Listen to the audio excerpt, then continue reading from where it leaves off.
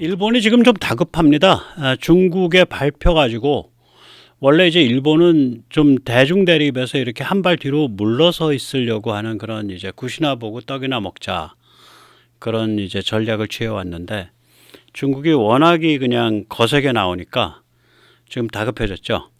그래서 일본이 이 한미동맹의 파트너가 될 수밖에 없습니다. 그 같은 사정을 이제 일본의 최고의 그 전략연구소인 일본 국제문제연구소라고 있습니다. 지아, JIIA. 그걸 좀 심층 분석해 보겠습니다. 거기 보고서를.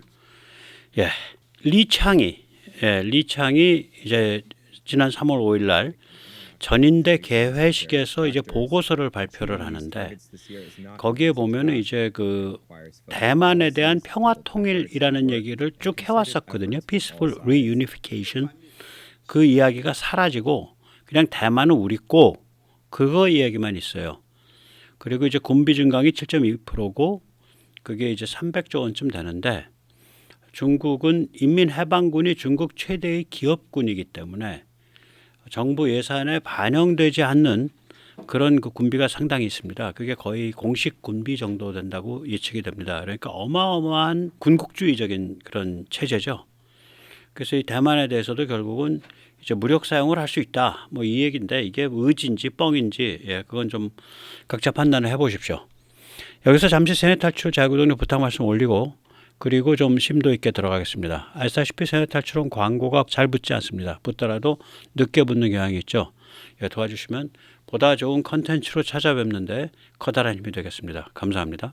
이번 전인대회에서는 이제 그 리창 총리의 연설이 없어졌죠. 시진핑 독주 체제가 되면서 그러면서 이제 각 그 부서들이 정부 정책을 발표를 하고 기자 응답을 하는 그런 사이드라인이라 그럽니다. 그래서 사이드라인이 따로 이제 병행을 했단 말이에요. 거기서 이제 왕이가 이제 그 정책 발표하고 기자회견하는 장에서 이게 거의 미치광이 같은 소리를 해요. 그러니까 우리 언론에서도 보도가 됐는데 한마디로 얘기하면 한국, 미국이 북한의 안전 보장을 해주지 않으면 결국 한반도 전쟁이 일어나고 남한 사회가 혼란될 것이다. 뭐 이런 그 개소리를 했어요. 그런데 이 한국에 대해서만 개소리를 한 게 아니라 이게 외교부장인데 거의 뭐 보면은 거의 시진핑의 그 입속의 혀야. 그래서 이제 이런 그 망언이 나오는 건데요. 한 대표적인 게 이런 걸 보면서 이제 서방에서는 미국, 유럽, 또 일본, 한국 이런 나라들에서는 얘들 이거 돌았나 외교부장이 뭐 그것도 뭐 다른 부장도 아니고 그런 생각을 할 수밖에 없죠. 왕이가 기자회견에서 발표했던 용어를 고스란히 제가 가감없이 번역한 겁니다. 미국은 중국을 억압하고 있다. 일방적 제재 내용은 황당할 지경이다. 고부가가치 영역에서 중국을 배제하고 오직 중국을 저부가가치 영역에 묶어두는 것이 미국의 전략이다. 이는 미국 자신에게 손해일 뿐이다. 그러니까 지금 미중 대립 상황에서 뭐 이런 생각을 한다고 하더라도 이거가 기자회견장에서 할 소리는 아닌데 이걸 그냥 공공연하게 해서 거의 선전포고를 한 거죠. 미국에 대해서. 또 대만에 대해서도 또 그놈의 불장난 얘기. 그 불들을 그렇게 좋아해. 전부. 대만은 불장난하다 크게 데일 것이다. 자기 자신의 행위에 대한 쓰리쓴 결과를 맛보게 될 것이다. 외교부장이 이런 정도 얘기를 한다는 얘기는 그 체제가 얼마나 맛이 가 있겠냐를 짐작할 수 있습니다. 그 다음에 진짜 이제 바보 같은 소리를 했는데요. 이 마지막 세 번째 소리는 유럽 언론에서 지금 대대적으로 보도를 하고 있습니다. 독일 DW에서도 제가 봤고요. 그 국영방송이죠. 이런 얘기를 했습니다. 중러 관계는 다극 체제를 향한 시대적 흐름에 맞춰 여시구진하는 중이다.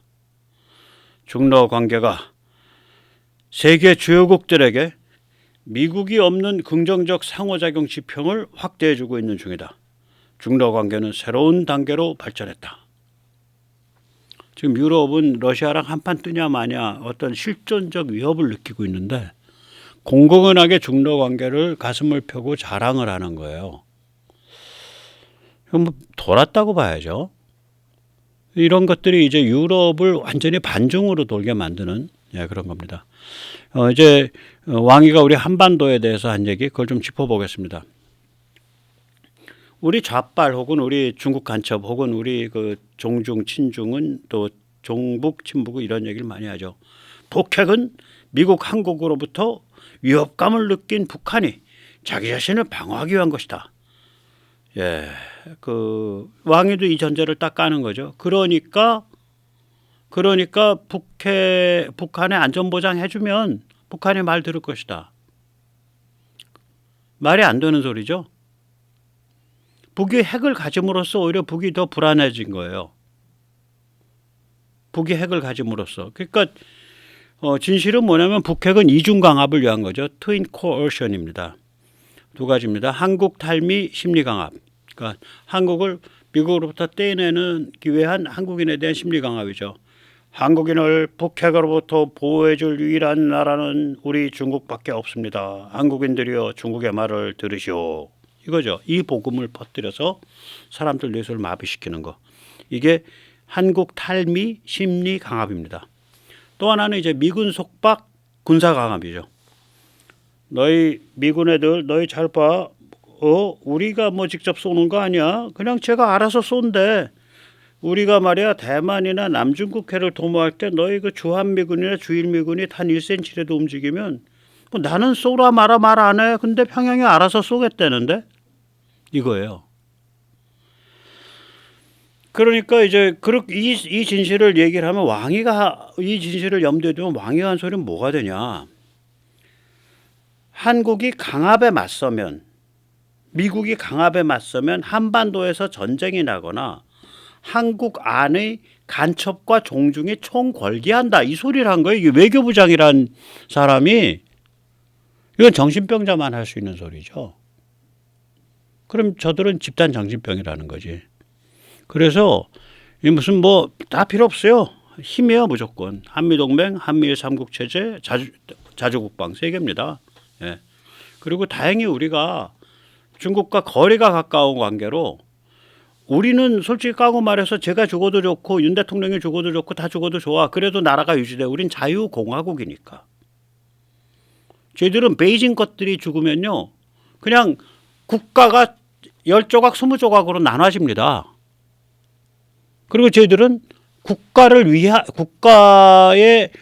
위하기도 하는 그런 그 공화국 시민의 근성이 아니고 국가를 소유물로 챙기는 당을 소유하고 있는 특권층이에요. 그러니까 특권층이 당을 소유하고 있고 당이 인민공화국을 소유하고 있는 소위 인민공화국을. 아까워서 못 죽죠. 그러니까 결국은 이 한반도가 겉으로 보면 굉장히 위기중중하지만 한미동맹, 한미일 삼국체제, 자주국방에 굳세게 딱 스크럼을 짜면 감히 못 벌리는 거예요. 전쟁을. 감히 도발을 못하죠. 그러면 이제 이런 일들이 일본한테는 어떻게 다가오겠냐 이거지. 일부 저렇게 막 그냥 이창희가 저렇게 하고 막 군비가 300조 원에서 그것도 겉으로 보이는 것만 7.2%씩 증가하고 그것도 겉으로 보이는 것만. 그 다음에 저런 극악무도한 얘기를 막 하고 왕이가 그 일본 입장에서는 야 쟤들 맛이 갔다. 근데 이제 그 정도가 아니라 그건 이제 무력이고 이 돈도 이제 일본은 목을 졸라온단 말이에요. 일본은 아시다시피 뭐 굉장히 세월이 좋았었잖아요. 1990년경까지. 그래서 일본은 그 아시아 태평양 특히 동남아에 대해서 굉장히 깊은 그 투자 이해관계를 갖고 있죠. 그러니까 동남아 아태가 자기 안마당이란 말이죠. 그런데 거기를 지금 중국이 맹공략하고 있거든요.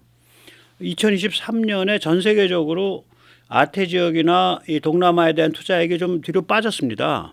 그런데 중국은 37%나 증가했습니다. 투자액이 무려 200억 달러쯤 됐고요.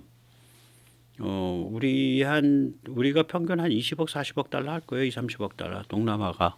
네, 뭐 그 정도보다 더 하는 거죠. 훨씬. 건설이 170억 달러인데 이거는 아까 투자액과 별도예요. 근데 건설이 우리처럼 뭐 가서 그냥 무슨 건설 프로젝트에서 이렇게 수주하는 그런 건설이 아니잖아요. 얘들은 BRI로 해서 중국은행 차관을 가져가서 공공차관 성격적 건설 프로젝트 아니에요. 그 건설도 2022년 대비해서 2023년에 14% 증가했습니다. 이제 좀 내용을 들여다보죠.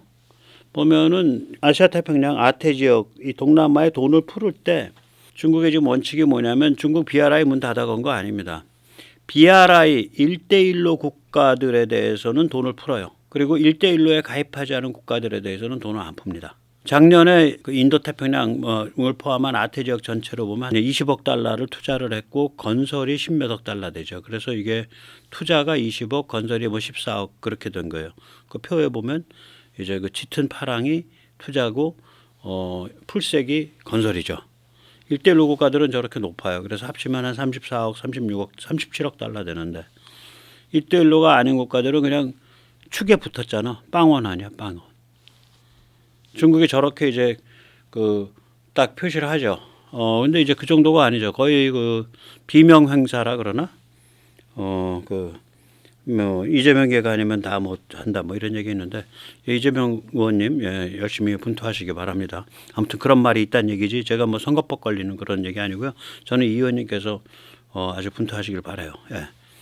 아무튼 이 의원님 이름이랑 연결돼서 이 투자 기법을 만약에 비유를 한다면은 내 새끼는 확실히 챙긴다. 뭐 이런 이제 뭐 아주 훌륭한 전략을 쓰고 있죠. 예, 중국이 그렇습니다. 그래서 중국의 총 해외 투자의 50%가 동남아의 50%인데 이게 2020년에는 2021년에는 27%밖에 안 됐어요. 그러니까 동남아 비중이 굉장히 높아진 거예요.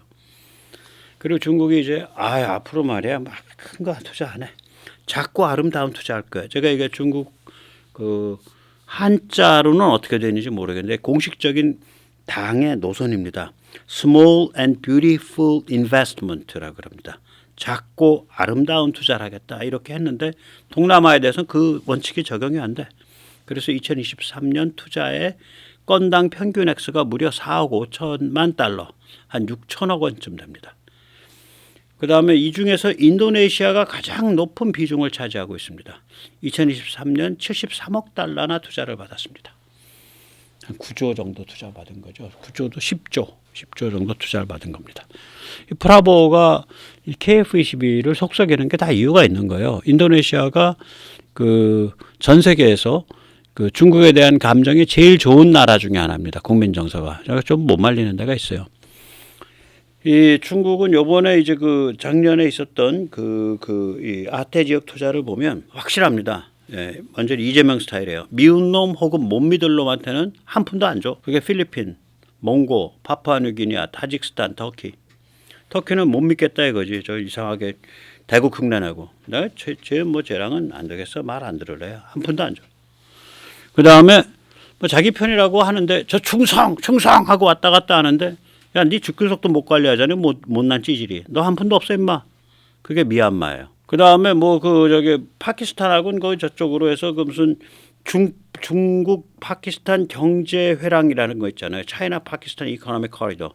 그게 무슨 산맥이라 그래야 되나? 힌두쿠시죠. 히말라야는 끝났고 힌두쿠시죠. 힌두쿠시 통해 가지고 신강이랑 통하는 그 통로. 그거 해서 미국의 해양 봉쇄에 대항한다. 그래가지고 이제 뭐 하는 그런 회랑이 있죠. 그게 중국 파키스탄 경제 회랑이라고 불리는. 그래서 중국이 파키스탄을 거의 혈맹 대우를 해왔죠. 그런데 파키스탄에 대한 투자 74% 감소했습니다. 바깥에서는 이걸 이유를 두 가지로 꼽는데 파키스탄 국내 정치가 불안하다. 그다음에 중국의 입장에서 파키스탄이 하루아침에 전쟁광으로 돌변할 수 있다. 다시 말하자면 파키스탄 군부 못 믿겠다는 거죠. 파키스탄 군부가 워낙 세니까. 그리고 파키스탄 군부가 미국과의 관계 혹은 미국과의 거래가 굉장히 많기 때문에 못 믿겠다 이거죠. 예, 그렇습니다. 자, 이제 제가 짚어본 거죠. 한편으로는 외교나 군사는 저렇게 무식하게 밀어붙이고 다른 한편으로는 일본의 앞마당이라고 할 수 있는 영어로는 뒷마당이라고 불러요. 이 미국식 집들은 보면 도로 쪽으로 집 건물을 끌어다 놓고 뒷마당에서 놀죠. 프라이버시가 보장이 되니까. 백야드. 네.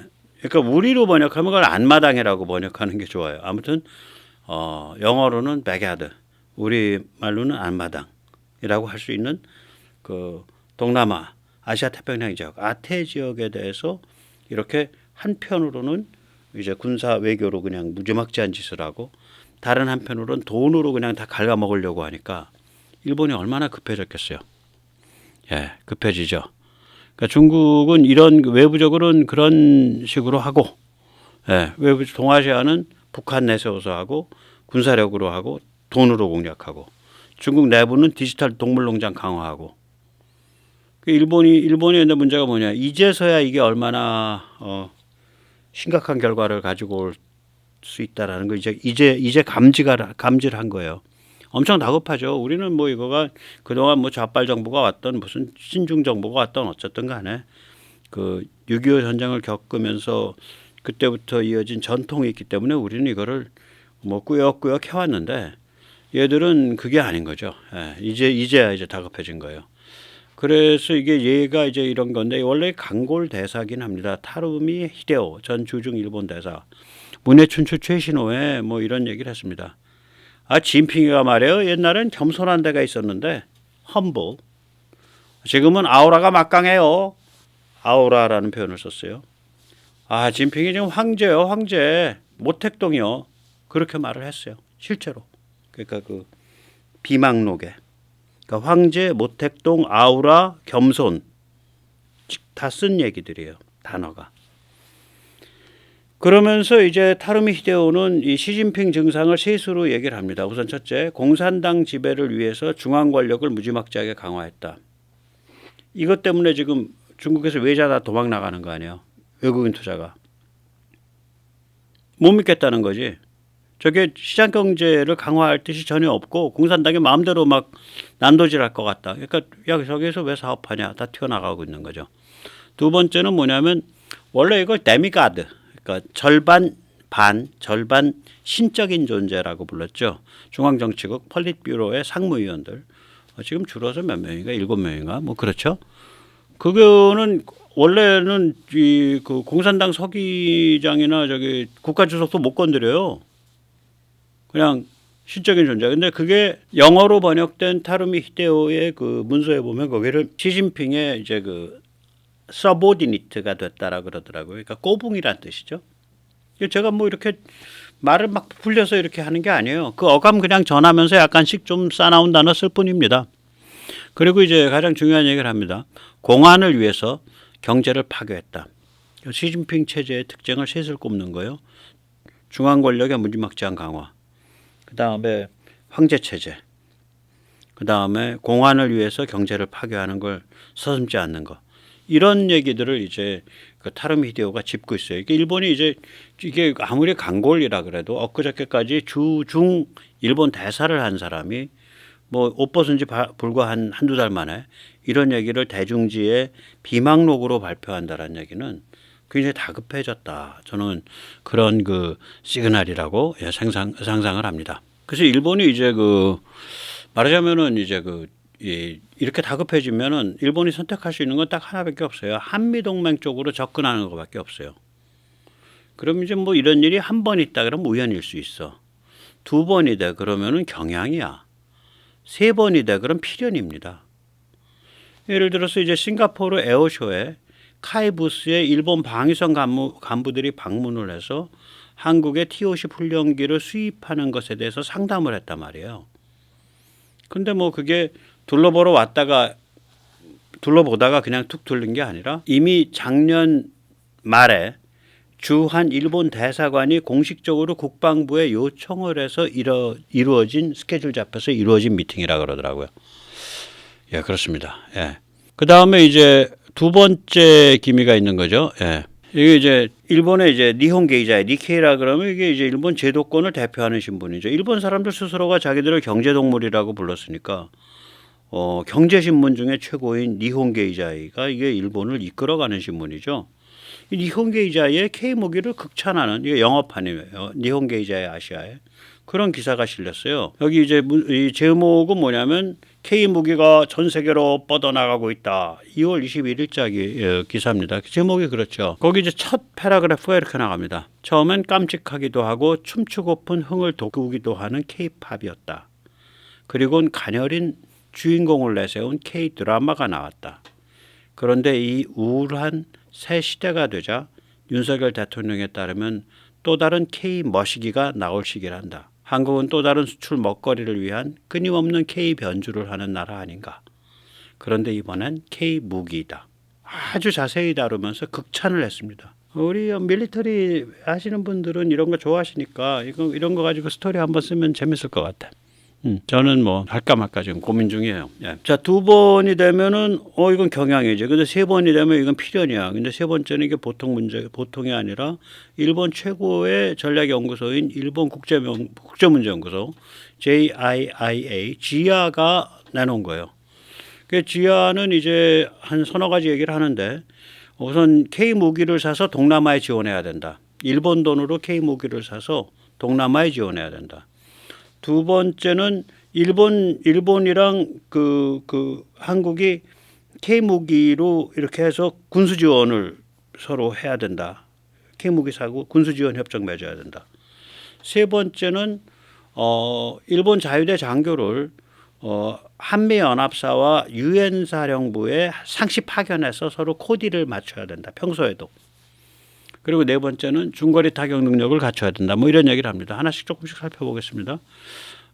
일본 국제문제연구소 JIIA는 일본 최고의 전략연구소죠. 그 2023 보고서라는 문서인데요.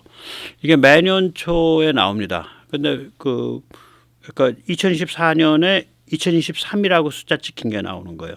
지난해를 총 정리하고 올해 새해의 전망과 전략을 그렇게 짚어보는 그런 문서가 되겠고요. 이 문서의 제목이 뭐냐면 A World in Turmoil. 그러니까 난리통이 난 세계, 뭐 난리통이 든 세계 그런 뜻이죠. 그 다음에 How can we rebuild international security and cooperation? 그러니까 우리가 국제 안보 국제 협력을 어떻게 재건할 수 있을 것인가? 뭐 이런 제목이에요. 제목 자체가. 여기서 보면은 이제 OSA 제도를 활용해서 K 무기를 사서 동남아 국가에 얹어야 된다. 그래서 OSA 제도가 뭐냐? Official Security Assistance예요. 그러니까 정부 공식 안보 지원 제도 뭐 이런 건데 이거를 한국 외교연구소에서 뭐라고 번역을 해놨냐면 그래서 제가 외교연구소 쪽을 그냥 번역을 따온 거예요. 왜냐면은 앞으로 아마 그런 사람들은 그쪽 동네에서는 이렇게 할 거라고 이게 또 번역을 하기보다 일본 자체의 한자어일 거예요. 10중 8구. 한국이 번역한 게 아니라 일본에서 그 한자어를 그렇게 써놓고 자기들이 영어로 변기를 할 때 OSA라고 변기하는 걸 거예요. 그래서 어떻게 되냐. 정부 안전보장 능력 강화 지원 제도. 예. 이게 이제 그 개발도상국한테 무기 사서 줄 수 있게 하는 거예요. 이걸 일본이 작년에 제도화 시켰습니다. 2023년에. 그러니까 그 제도를 활용을 해서 일본이 K 무기를 사가지고 필리핀에 주고 K 무기를 사서 뭐 파푸아뉴기니에 주고 K 무기를 사서 베트남에 주고 이걸 하자는 거예요 지금. 예, 그렇죠. 좀 세죠. 예, 셉니다. 그 다음에 이제 한국과 일본 사이에 군수지원 협정을 맺고 2+2 회의를 정례화해야겠다. 그러니까 한국과 군수지원 협정 맺고 K 무기 들여와야 된다. 그렇게 되면 이제 그게 악사가 돼요. 악사가 이제 무기 구매, acquisition and cross servicing agreement. 그러니까 무기 구매와 군수 지원을 위한 협정이에요. 정확히 악사는. 그 다음에 이제 국방외교 2+2 회의를 정례해야 된다. 그러니까 한국의 국방장관, 외무장관과 일본의 이제 그 국방이 걔들이 뭔가 방위성이죠.